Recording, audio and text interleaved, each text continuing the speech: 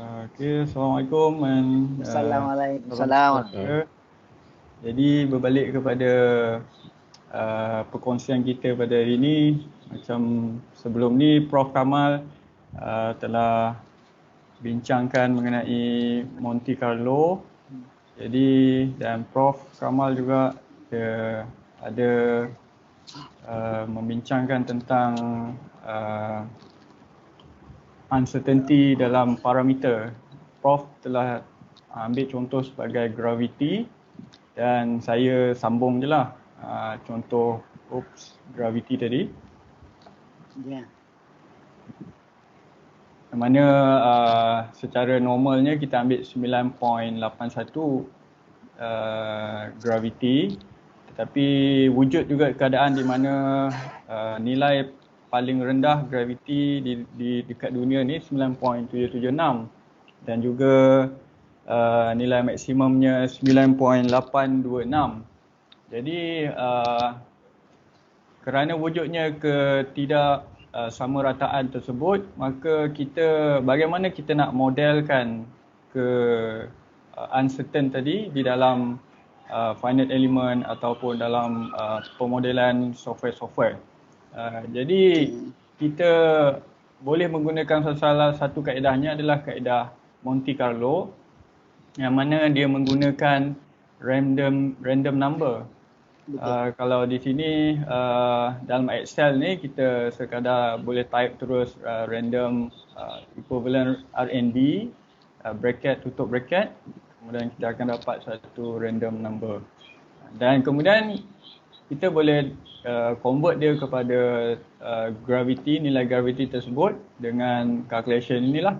Maksudnya daripada mean kita tambah kepada range, kemudian darab dengan B6. B6 ni adalah random number tadi, B6. Maka kita akan dapat nilai gravity tersebut. Jadi kalau kita banyakkan sampel, tarik sampel dia, kita banyakkan mungkin dalam 15 ataupun 20, kita akan dapat nilai-nilai gravity yang berbeza. Maka dari sini kita boleh plot satu histogram. Dalam Excel ni kita boleh setkan histogram tadi. Komputer saya lambat sikit.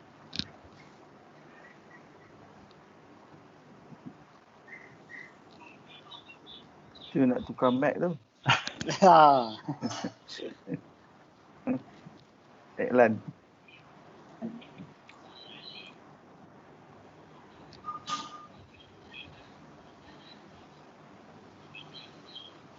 Tak keluar pula.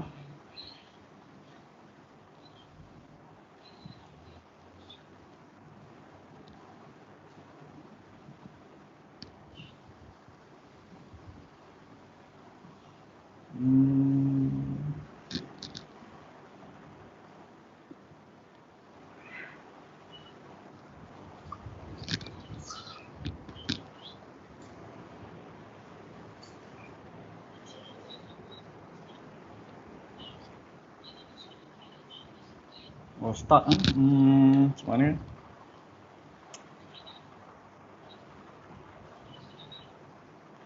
Jadi daripada histogram ni kita boleh daripada data ni kita boleh plot satu graph histogram dan kita tengok frekuensi dia lah.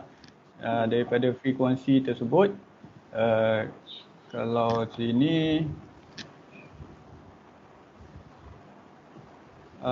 dapat. Okey. Jadi yang kita rangekan tadi minimum dia 9.776, kemudian maksimum 9.826. Kemudian kita darab dengan random number tadi, kemudian kita plot histogram. Kerana kita ambil uniform distribution tadi, maka distribution kita, histogram kita tadi akan nampak sekata lah satu line saja melalui kalau kita tengok probability density function tadi, sebab kita ambil the simplest form of distribution. Kemudian daripada histogram ni kita ke? Daripada histogram ni kita boleh plot orang kata CDF ataupun cumulative distribution function, dan kerana ia bersifat uniform distribution, maka kita akan dapat satu line lurus linear, dan ia sebenarnya CDF ni adalah kebarangkalian untuk kejadian tersebut untuk berlaku. Sebagai contoh 9.776 sehingga 9.826, kebarangkalian untuk berlaku adalah 1 lah, dia dari 0 hingga 1. Di luar daripada range ni 9.776 hingga 9.826, maka kebarangkalian dia 0. Jadi kalau half 50 0.5, maka dia kebarangkalian dia 0.5. Jadi nilai dia daripada 0 hingga ke 1. Dan random number juga dia berkisar ataupun dalam programming, dalam Fortran, dalam C language juga daripada 0 hingga 1. Jadi mengambil kira keadaan tersebut, maka sebenarnya kita random number yang kita randomkan tersebut adalah cumulative distribution function, CDF. Sebagai contoh, kalau kita randomkan satu random number 0.6 sebagai contoh, oleh kerana kita distribution function yang kita lakukan adalah uniform, jadi CDF juga kita dapat 0.6. Dan daripada equation yang kita yang kita ada ni, kita convertkan dia kepada random variable dan kita akan dapat 9.806, yang mana melalui generation random number tadi kita dapat satu pemboleh ubah rawak yang baru 9.806, dan nilai ini kita boleh masukkan sebagai, kita modelkan perkara ni, kita masukkan ke dalam finite element software dan sebagainya, dan dia akan jadi satu pemodelan uncertainty di dalam perisian kita. Jadi yang sebenarnya yang kita randomkan adalah CDF. Kerana CDF berkisar daripada 0 hingga 1 dan juga random number juga 0 hingga 1. Jadi sebenarnya kita randomkan CDF value tadi 0 hingga 1. Jadi daripada CDF tadi value tadi kita convert dia ataupun divert dia daripada certain equation kepada random variable. Jadi permasalahan yang timbul adalah bila kita menggunakan distribution, sebagai contoh normal distribution, kita ada satu distribution yang sebegini rupa. Jadi bila kita random satu nombor, which mean nombor, contohnya kita random satu nombor QI, kita dapat di situ dan kita extract dia kepada normal distribution dengan certain equation, dan ini V minus 1 ni adalah equation distribution ni lah. Kalau sebagai contoh ini normal distribution, maka kita akan perlu convertkan dia. Jadi soalan yang timbul, berapa banyak sampel yang perlu kita jalankan untuk mewakili semua taburan distribution ini. Jadi itu yang menyebabkan Monte Carlo ni simulation dia jadi besar dan juga berat. Itu problem statement ni lah.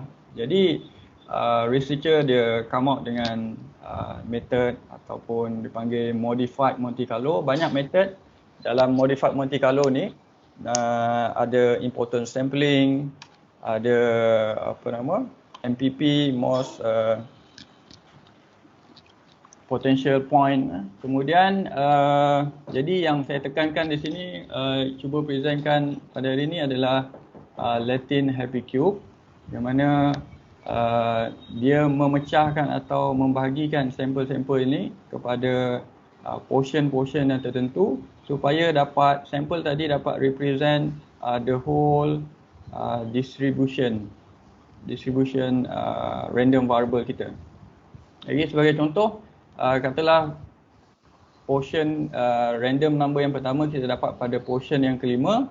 Kemudian dalam range ni dia akan cari satu nombor, kemudian dia akan extract pada random variable dan kita akan dapat satu nilai sampel. Kemudian untuk sampel yang kedua, dia tak akan benarkan sampel tersebut masuk kepada portion yang sama, dia akan pergi kepada portion yang seterusnya. Dan bagi Monte Carlo pula, yang konvensional, Monte Carlo normal distribution, dia akan rawak, dan kalau kita tengok sini, kerana distributionnya bertabur, average-nya berada di tengah ini, di mean ni, maka kebanyakan sampel akan tertumpu kepada mean. Jadi melalui latent happy cube, kita akan subdividekan, pecahkan sampel-sampel tersebut untuk mewakili setiap lengkuk ataupun setiap lengkuk distribution ini. Jadi bila kita pecahkan daripada portion-portion, maka yang kita dapat coverage range dia lebih besar berbanding dengan konvensional ataupun Monte Carlo yang biasalah. Jadi kalau kita guna modified Monte Carlo, coverage range dia lebih besar. Kalau kita tengok sini, portion pertama ni, walaupun pembahagian portionnya sama, ataupun ni 7 portion, jadi 1/7, setiap portion ni 1/7. Walaupun range dia 1/7, tetapi portion pertama ni mewakili, kalau kita tengok dekat PDF ni, probability density function ni, portion dia, range dia agak besar. Jadi kebarangkalian random number untuk masuk kepada portion ni ataupun outlier dalam distribution ni agak nipis ataupun agak kecil. Jadi kerana itulah kita pecahkan sampel ataupun CDF ni, persampelan ni kepada portion-portion supaya dia dapat setiap satu portion ada satu sampel paling kurang. Jadi kalau kita pecahkan lebih banyak portion, maka lebih cantik lah kita punya distribution. Jadi itu salah satu kita punya modified Monte Carlo lah, cara kita pengubah suaian persampelan kita. Dan ini adalah contoh stability dalam kita generated mean dan standard deviation. Kalau kita tengok sini, kita punya target mean 4.5. Contohnya kalau kita ada satu macam gravity tadi 9.81, jadi target kita 9.81. Jadi daripada situ kita generate random number melalui Monte Carlo dan juga latent happy cube. Tetapi bila kita pakai Monte Carlo, dia agak fluctuate. Tapi kalau kita pakai latent happy cube, kerana dia mewakilkan ataupun mengadakan setiap satu portion tu ada satu sampel, maka dia lebih stabil dan dia mencapah ke arah nilai mean yang kita target. Dan begitu juga dengan standard deviation.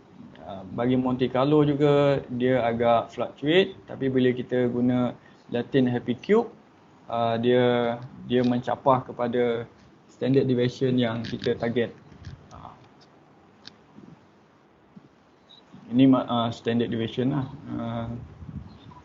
Jadi sama juga dengan sini, kita standard deviation untuk generated mean yang kita generate tadi, kita cari standard deviation dia dan kita dapati menggunakan latent happy cube dengan sample iteration yang semakin meningkat, dekat 200 dia dah orang kata boleh converge, dan Monte Carlo dia masih fluctuate, even kita sampai 5,000 sampel dia masih fluctuate. Banding dengan begitu juga dengan standard deviation, bagi generated standard deviation, kita standard deviation yang kita dapat 2 kali standard deviation, Latin Happy Cube dia dekat 500 dia dah converge, tapi Monte Carlo dia masih fluctuate sehingga 5000 dia baru turun ke targeted kita punya standard deviation. So sebagai konklusinya, Monte Carlo perlukan sampel yang besar, tetapi kalau kita pakai modified Monte Carlo, contohnya Latin Happy Cube sampling ni, kita boleh dapat pencapaian nombor yang kita target dan ada iteration yang singkat dan cepat lah. Dan dia lebih stabil untuk kita punya analisis. Jadi saya rasa itu mungkin sedikit sebanyak introductory mengenai modified Monte Carlo. Mungkin kalau Prof ada nak tambah ke